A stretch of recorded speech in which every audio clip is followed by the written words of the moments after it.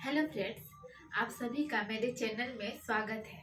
आज मैं आप सभी को व्याकरण के एक बहुत ही महत्वपूर्ण विषय पढ़ाने वाली हूँ जो आपके अपर लेवल तक काम आएगा क्योंकि क्रिया आती है। अब आते हैं कि आज जो हम लोग का विषय है आप सभी समझ ही गए होंगे। जिस विषय पर मैं आप सभी को आज पढ़ाने वाली हूँ वह है क्रिया। जिस शब्द से किसी काम के करने या होने का बोध हो उसे क्रिया कहते हैं। यानी क्रिया यानी काम। याद रखिएगा कि जिस शब्द से आपको किसी भी काम के होने या करने का पता चले उससे ही उन शब्दों को ही हम लोग क्रिया कहते हैं। जैसे एक उदाहरण देती हूँ, आप लोग समझ पाएंगे। मान लीजिए रोहन सो रहा है। रोहन सो रहा है। इस वाक्य में देखिए कि काम आपको कौन सा हो रहा है, यानी सोने का काम किया जा रहा है, तो आप इसको अंडरलाइन करोगे। बहुत लोग क्या करते हैं, सिर्फ इसी को अंडरलाइन करके छोड़ देते हैं। लेकिन जब भी आपको वाक्य में क्रिया पूछा जाए तो आप जहां से यह काम शुरू हो रहा है उस पूरे वाक्य को उसके बाद जब मतलब कहने का तात्पर्य है कि सो आपका काम है, लेकिन आप अंडरलाइन पूरा करिएगा, सो रहा है। ठीक है। एक और उदाहरण, जैसे मान लीजिए माँ बाजार गई। माँ बाजार गई।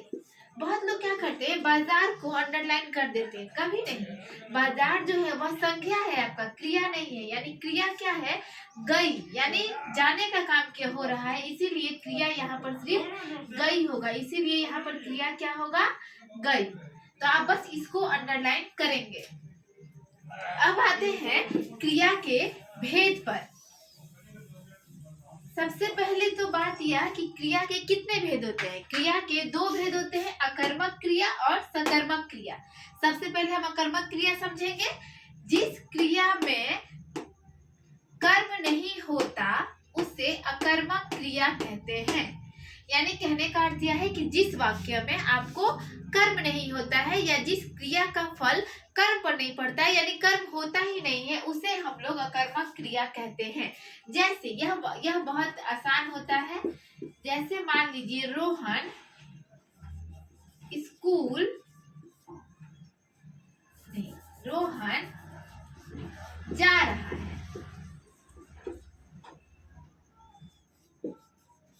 स्कूल जा रहा है वो भी हो सकता है, ऐसी बात नहीं है। रोहन जा रहा है। यहाँ पर देखिए, यानी क्रिया किसने किया, रोहन ने, यानी यह क्या हो जाएगा आपका कर्ता।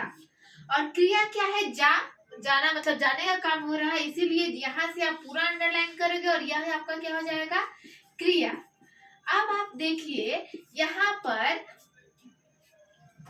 कर्ता है और क्रिया है, क्या इसके अलावा कुछ है, यानी यह जो क्रिया हो रहा है यह डायरेक्ट कौन कर रहा है, रोहन कर रहा है।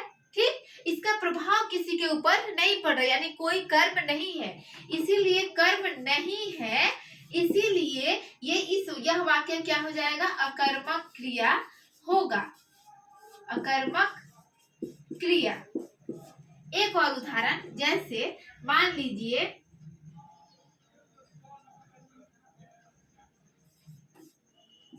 राजा आ रहा है। राजा आ रहा है या राजा गा रहा है। राजा खा रहा है, मान लीजिए, आ रहा है हटा दीजिए, खा रहा है। यहाँ पर देखिए, यानी कि क्रिया जो है वह किसने किया, राजा ने, तो ये क्या आपका हो जाएगा, कर्ता हो जाएगा। और क्या काम हो रहा है, खाने का काम हो रहा है, यानी खा रहा है। आप यह पूरा अंडरलाइन करोगे और अंडरलाइन करके, क्योंकि यहाँ अंडरलाइन करने के बाद आप देखोगे कि यहाँ पर कोई कर्म है या नहीं, यानी यह जो क्रिया हो रही है उसका प्रभाव किसी और के ऊपर पड़ रहा है या नहीं। अगर कर्म नहीं होगा तो हमेशा याद रखिएगा ये आपका हो जाता है अकर्मक क्रिया। अकर्मक क्रिया। अब आते हैं सकर्मक क्रिया पे।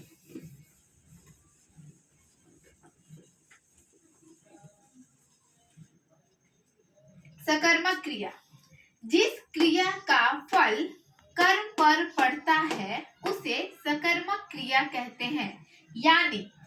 यानी आप देखोगे जिस वाक्य में क्रिया के साथ यानी क्रिया का जो प्रभाव है वह कर्म पर पड़ रहा है, यानी जिस वाक्य में कर्म होता है उसे हम लोग सकर्मक क्रिया कहते हैं। जैसे मान लीजिए अभी मैंने कहा ना कि राजा खा रहा है, अगर हम लोग बोले राजा खाना खा रहा है, राजा खाना खा रहा है, यहाँ पर देखिए राजा क्या होगा, कर्ता, यानी काम यही कर रहा है, और क्रिया क्या होगा, खा रहा है, तो ये आपका हो जाएगा क्रिया। यहाँ पर देखिए यह जो क्रिया हो रही है इसमें एक कर्म भी है, क्या खा रहा है, खाना खा रहा है, यानी ये आपका हो जाता है कर्म।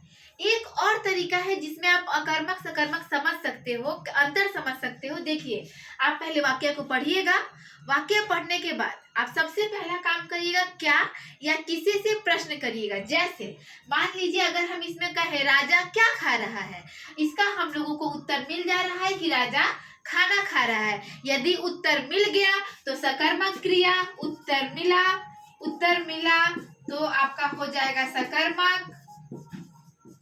उत्तर आपको उसमें नहीं मिला, उत्तर नहीं मिला तो आपका हो जाएगा अकर्मक। और आप प्रश्न किससे करोगे, क्या से। प्रश्न किससे करिएगा, देखिए इंपॉर्टेंट है ये, आप क्या या किसे से प्रश्न करिएगा। अगर उत्तर मिल गया तो सकर्मक क्रिया, उत्तर नहीं मिला अकर्मक क्रिया। ठीक है, एक और उदाहरण दे देती हूँ जिससे कि आपका कॉन्सेप्ट एकदम अच्छे से क्लियर हो जाए। देखिए नेहा गा रही है, नेहा गा रही है। एक और नेहा गीत गा रही है। देखिए अगर यहाँ पर दोनों में ही गा रही है ये आपका क्रिया होगा। लेकिन अगर बात करते हैं भेद पर, यहाँ पर देखिए ये करता है, इसमें इस वाक्य में भी ये करता होगा, यानी काम इसके द्वारा हो रहा है। अब आते हैं यहाँ पर देखिए कोई कर्म नहीं है, यानी अगर आप इस वाक्य में प्रश्न करोगे कि नेहा क्या गा रही है तो आपको कोई उत्तर नहीं मिल रहा है, इसीलिए ये जो वाक्य होगा ये आपका हो जाएगा अकर्मक क्रिया।